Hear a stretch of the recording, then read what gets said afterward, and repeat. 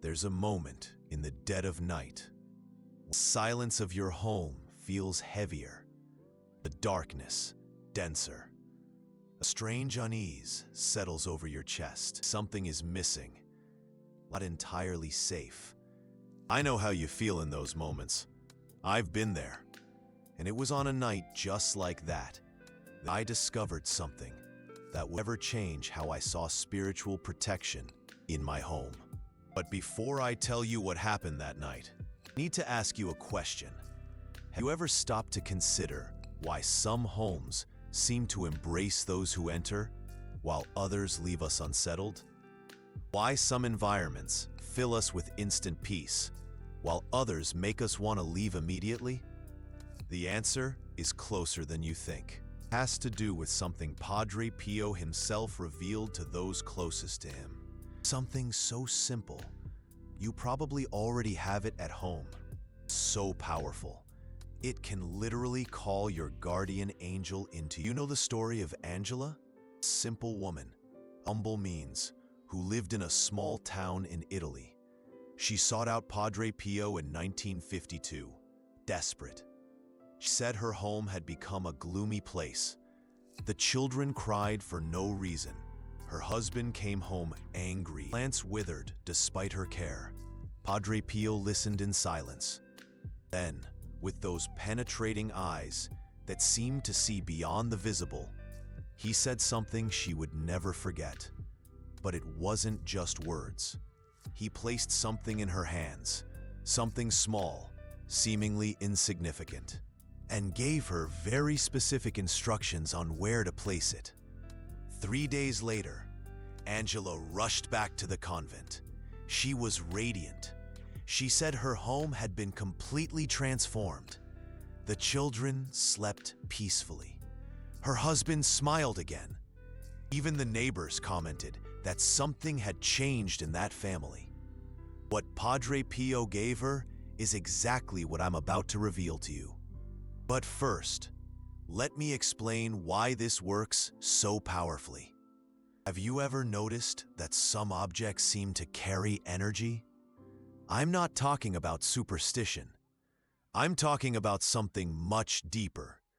In the Catholic tradition, we've always known that objects can be vessels of grace, relics, medals, images. But there's something specific that acts as a true magnet for angelic presence. Padre Pio knew this better than anyone. He himself lived daily with his guardian angel. He spoke with him, sought guidance. One of the things his angel taught him was how to prepare an environment to receive constant celestial protection.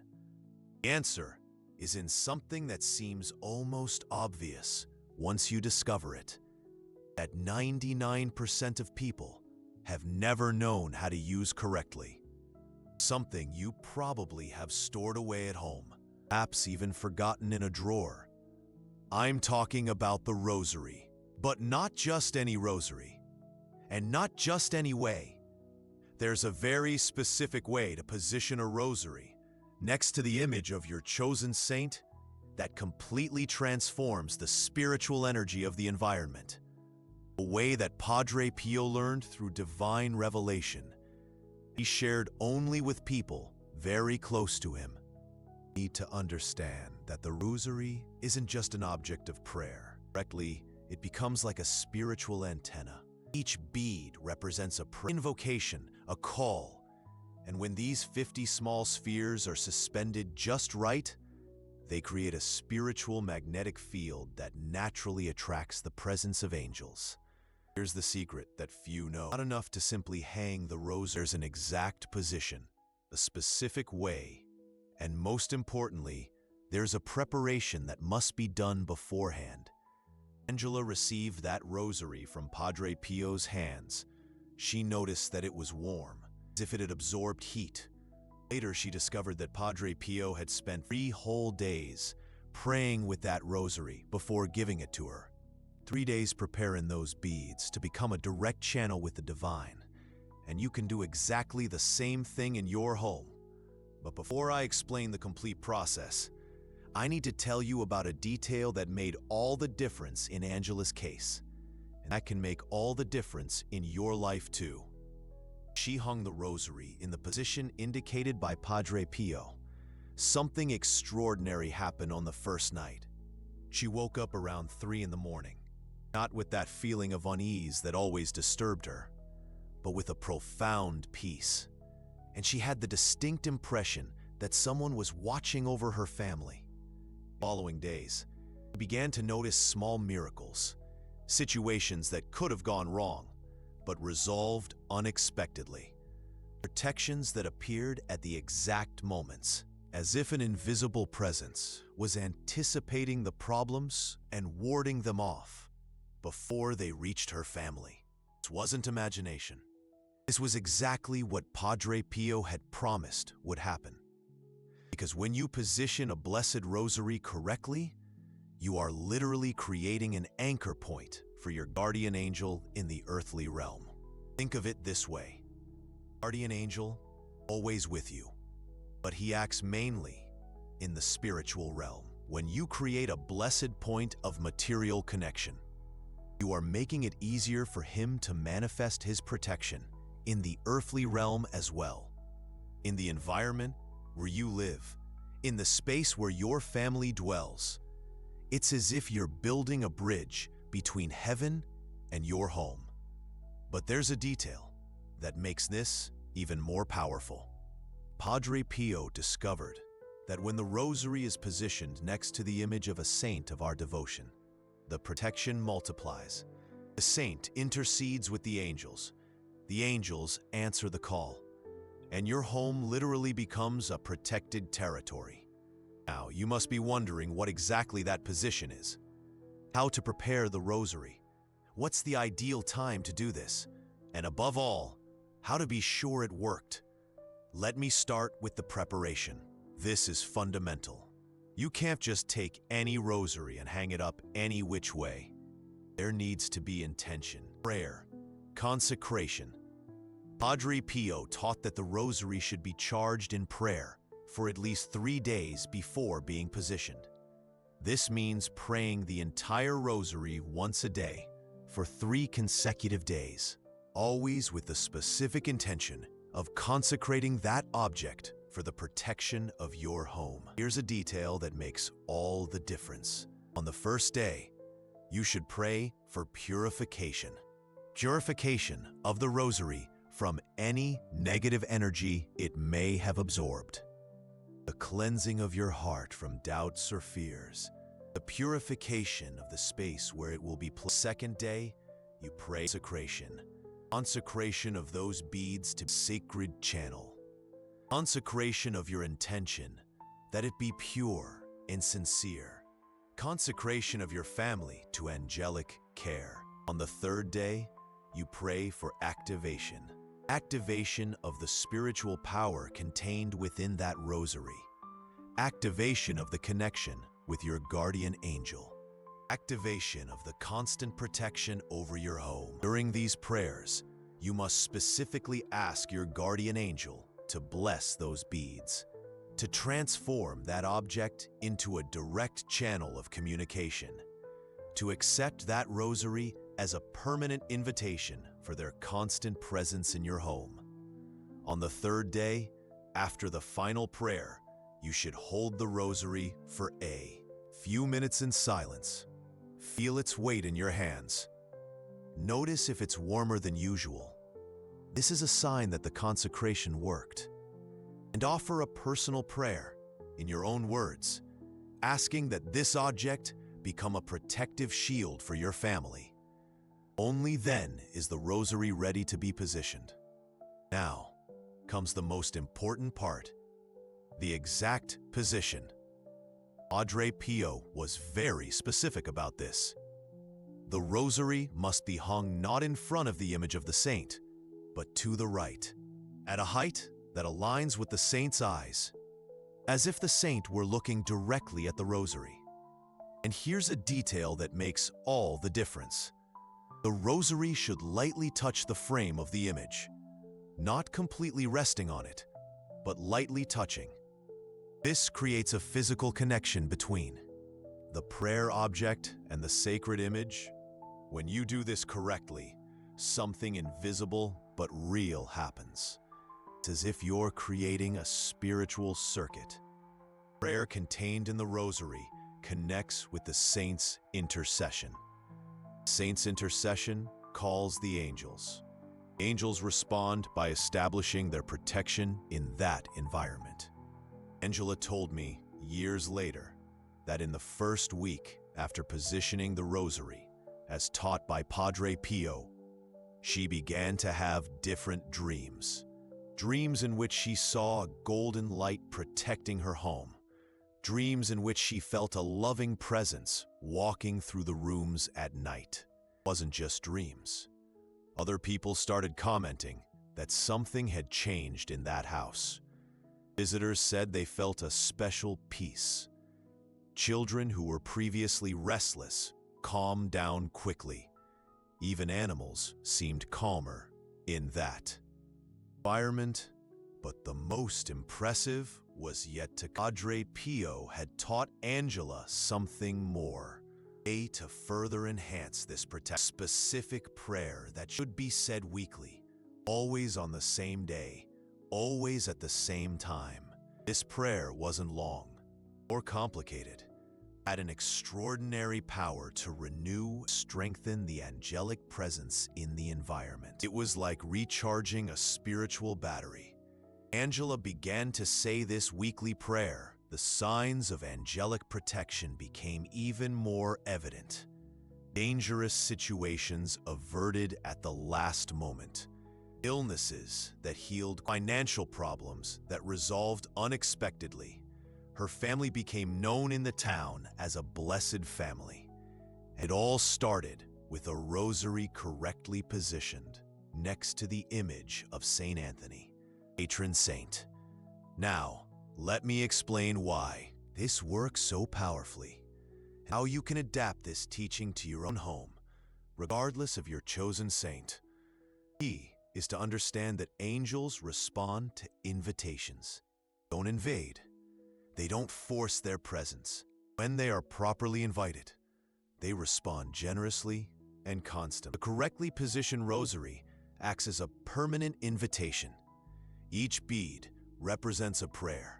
Each prayer is a call, and when this call is made through the intercession of a saint, it reaches the hearts of the angels with special force. That's why it's so important that it be next to the image of your patron saint. Not just any saint, but saint with whom you already have a relation. The saint you already invoke in your prayers. The saint who knows your family, your needs, your weaknesses. When you place the rosary next to the image of this saint, you are, in fact, asking them to introduce your family to the angels. Like a formal introduction, like a request for specific intercession for constant protection. The angels respond because they deeply respect the intercession of the saints. They know that when a saint intercedes for a family, it's because that family truly needs and deserves special protection. But there's another level to this process, something Padre Pio called angelic anchoring. Because when you maintain this practice for a few weeks, something extraordinary happens. Your guardian angel doesn't just visit your home. They establish a constant presence there. It's as if that environment becomes a forward operating base of heaven on earth, a place where the divine and the human naturally and harmoniously. And when this happens, you'll begin to notice changes that go far beyond protection from problems. You'll notice a spiritual elevation of the entire family. Prayers that flow more easily, moments of reflection that arise spontaneously, a general feeling that God is closer. This happened to Angela, and it happened to dozens of other people who learned this secret through Padre Pio. And it can happen to you too. But now we come to a crucial point, because it's not enough to just know what to do. You need to know how to do it.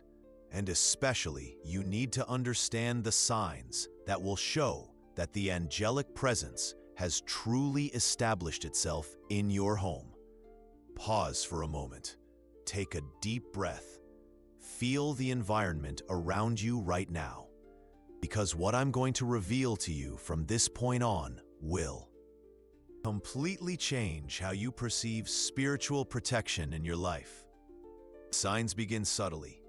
They always begin subtly, because angels don't arrive with fanfare. They arrive like a gentle breeze that you feel but can't explain where it comes from. First sign Angela noticed was silence. Not the absence of sound, but a special kind of silence.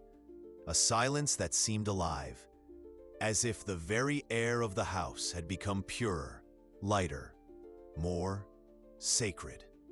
You know this feeling? That moment when you enter an empty church and feel that you are walking on holy ground?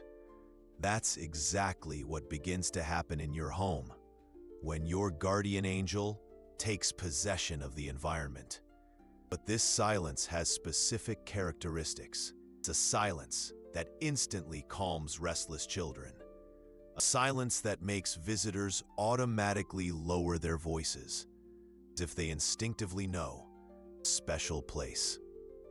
Prayers flow more easily, as if the words find less resistance in reaching heaven. That's only the first sign. Second is even more impressive.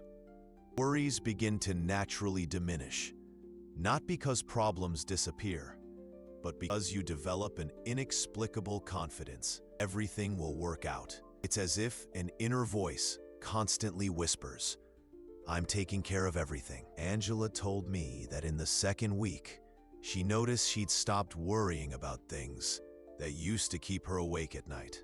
Problems still existed, but she felt a supernatural peace, knowing they were being resolved in a dimension she couldn't see. This peace has a very specific quality. It's not resignation or complacency. It's an active certainty that higher forces are working in your favor. It's waking up in the morning with the feeling that the day will go well, even when all external circumstances indicate otherwise. And they were being resolved, because her guardian angel was working behind the scenes of reality, moving circumstances, inspiring people, opening paths that previously seemed impossible. The third sign is the most beautiful of all. People begin to comment that her home has something special. Visitors say they feel good there. Children who are normally restless calm down quickly. Even people who don't have faith feel an inexplicable peace when they enter her home. But there's a fourth sign that few consciously perceive, but which perhaps the most powerful. Household accidents practically disappear. Things that could fall don't fall. Dangerous situations resolve themselves at the last second. It's as if an invisible force is constantly preventing small disasters. Angela told me about a day her son was running through the house and tripped right in front of the stairs. She saw the scene in slow motion, already imagining the worst. Inexplicably, the child jumped the first step and fell sitting on the second, without injuring himself at all, as if invisible hands had cushioned the fall.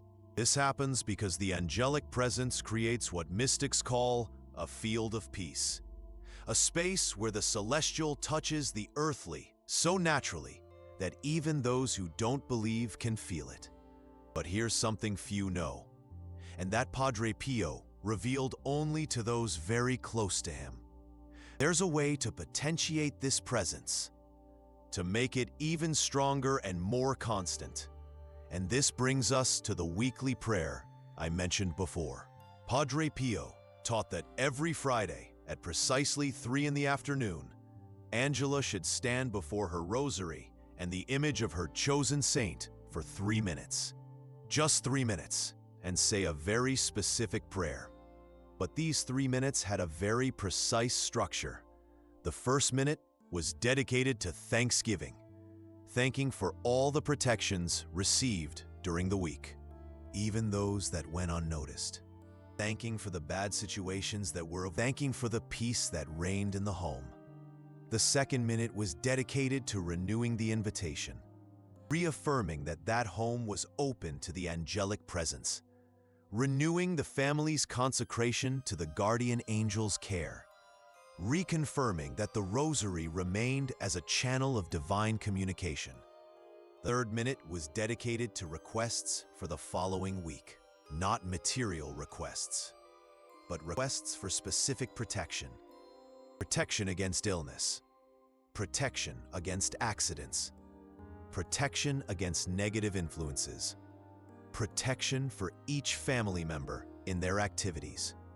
And here's a fundamental detail that Padre Pio always emphasized. During these 3 minutes, you should lightly touch the rosary with your fingertips. Not hold it. Just touch it delicately. This creates a physical connection with the consecrated object and potentiates the prayer. The main prayer was simple, but powerful. Saint of my devotion, I renew today the invitation for my guardian angel to dwell in our home. May this rosary continue to be the channel of your presence. May our family continue to be protected under your wings. Thank you for everything you have done for us this week, even without our noticing. Amen. But Angela told me that after a few months of saying this prayer, she began to personalize the thanksgivings. Instead of a generic thank you, she thanked for specific things she had noticed during the week. Thank you for protecting my husband in traffic on Monday. Thank you for calming my daughter during Wednesday's storm. Thank you for resolving that problem at work so unexpectedly. 3 minutes, once a week, always at 3 o'clock on Friday afternoon, the time when Jesus died on the cross and which, according to Padre Pio, is the moment when heaven is closest to earth. When Angela began to say this weekly prayer, something extraordinary happened. Signs of angelic protection became even more evident. She began to notice an impressive synchronicity in her life. Things that fit together perfectly. Encounters that happened at the right time. Solutions that arose from where she least expected. It was as if her family's life had become attuned to a celestial rhythm. Here's something that will surprise you. Padre Pio revealed that this practice doesn't just work for protection. It also works for spiritual prosperity. Families who maintain this routine for a few months begin to notice a general elevation in their lives. I'm not talking about spectacular miracles. I'm talking about a constant and natural improvement in all areas.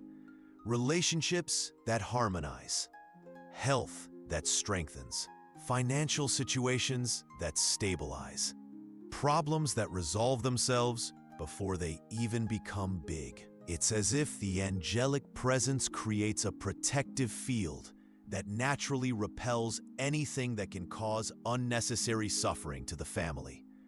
There's an important detail you need to know. This practice is not magic. It is spiritual. And every spiritual practice, it requires faith, constancy, and sincerity. You can't position the rosary today and expect your life to be completely different tomorrow. You can't say the weekly prayer only when you're having problems and expect it to work perfectly. Angelic presence responds to constancy, fidelity, to the sincere invitation. Angela maintained this practice for 40 years. 40 years saying the same prayer every Friday at 3 in the afternoon. She told me that in all those years, not once did she ever feel unprotected, even in the most difficult times, even when life tested her family in ways she never imagined. Always had the certainty that she wasn't alone, that someone was taking care of everything behind the scenes of reality. When she died, at 89 years old, peacefully in her own bed, her last words were, "Thank you for never abandoning me." She was speaking to her guardian angel, the one who, for 40 years, had dwelled in her home through a simple rosary, correctly positioned. Now let me tell you about Giuseppe, Maria Giuseppina's son. Past, he inherited the home, and he also inherited the rosary, still hanging in the same place his mother had put it decades before. Giuseppe wasn't a very religious person. He thought his mother's practices were old-fashioned. He decided to completely renovate the house, and the first thing he did was remove all the religious images, and obviously, the rosaries. He wanted to modernize everything. Paint, new furniture, contemporary decor.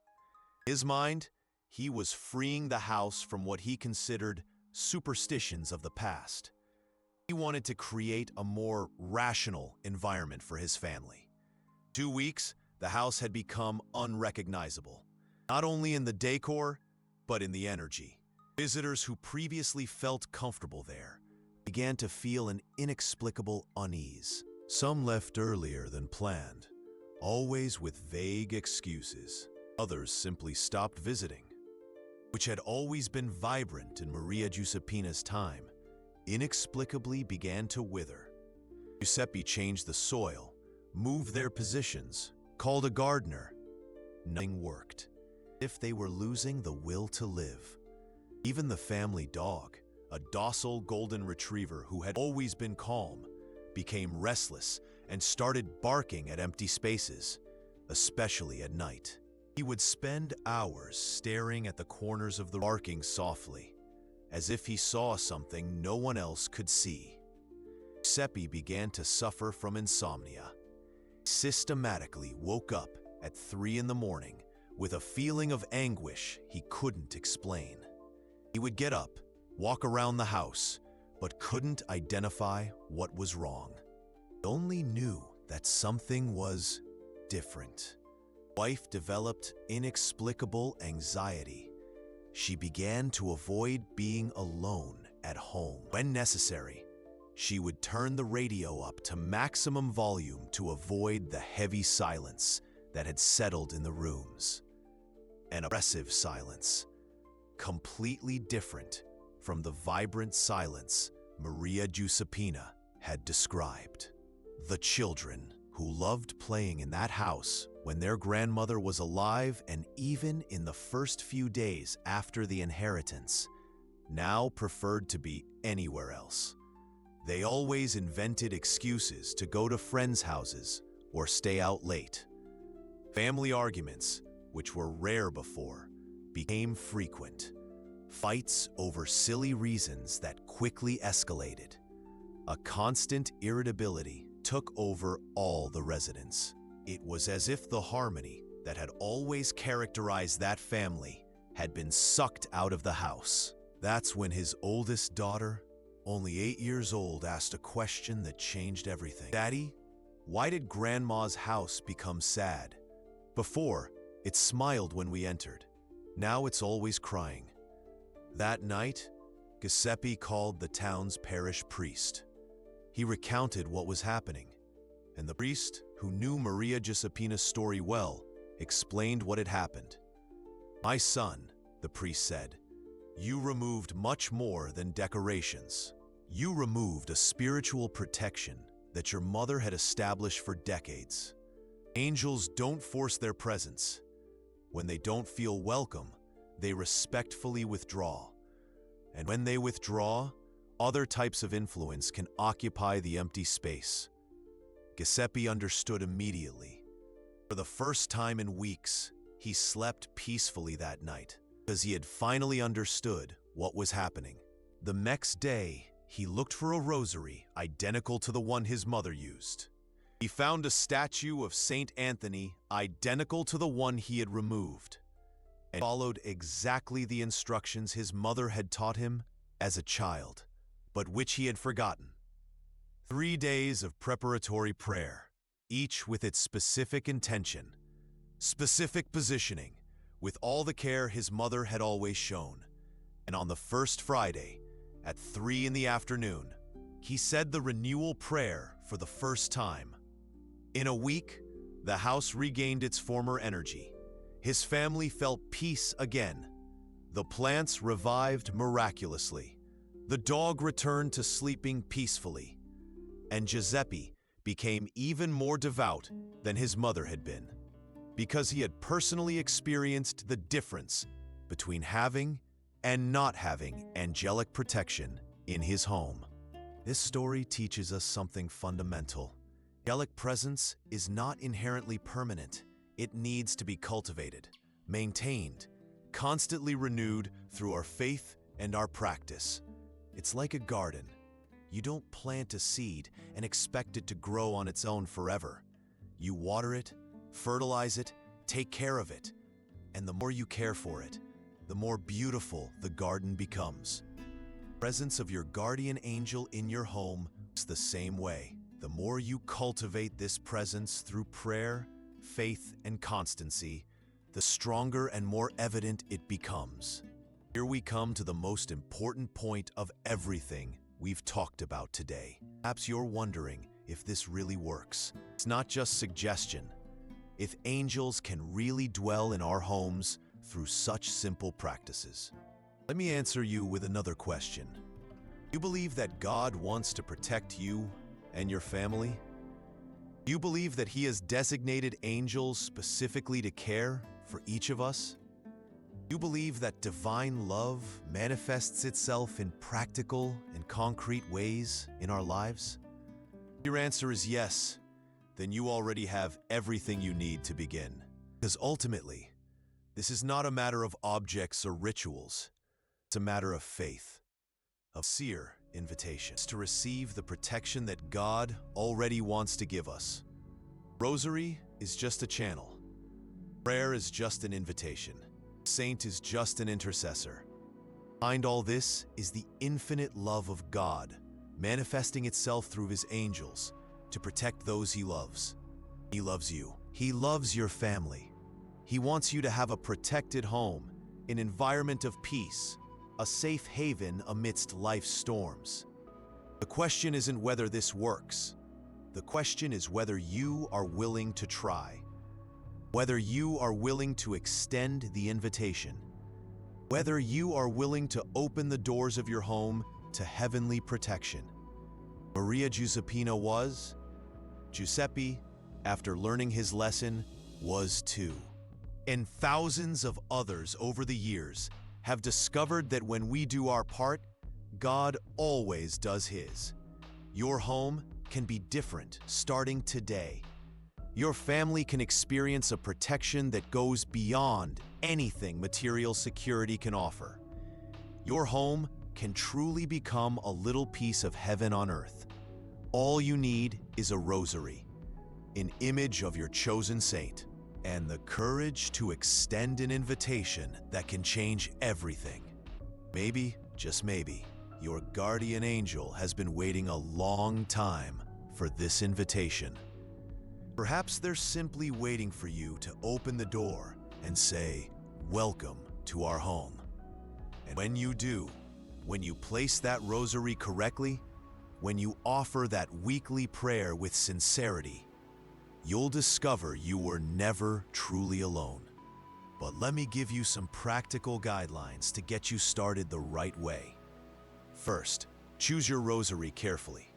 It doesn't need to be expensive or elaborate, but it needs to be new, or if used, from someone you trust and who is of good character. The important thing is that you feel a connection with it from the very first moment. Second, prepare the environment before placing the rosary. Perform a spiritual cleansing of your home. This can be done simply by praying an Our Father in each, asking that any negative energy depart and that only divine love remain. Third, be patient with the signs. Some people notice changes in a few days.